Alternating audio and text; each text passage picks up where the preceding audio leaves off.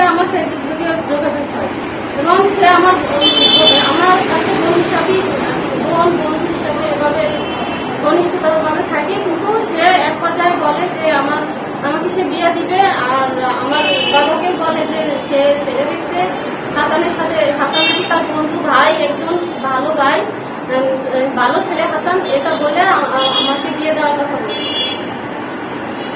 এবং বিয়ে দেয়। উনি দাবি করতেছে ওনাকে আপনি বিয়ে দিচ্ছেন, এখানে সম্পূর্ণ মিথ্যা কথা। উনি আমাকে এখান থেকে নিয়ে তারপরে উনি বিয়ে উনি যে কাবিনটা শো করছে সেই কাবিনের তো নিচে আপনার সিগনেচার, ওটা কি আপনার সিগনেচার না?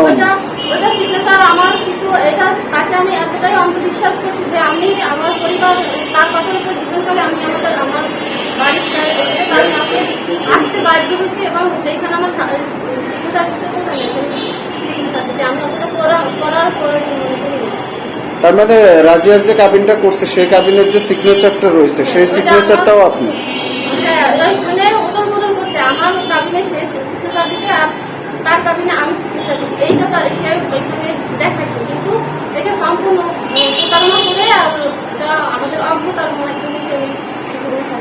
কার সঙ্গে কাবিন করতেছিল এটা আপনি জানেন না, এটা আমি জানি না।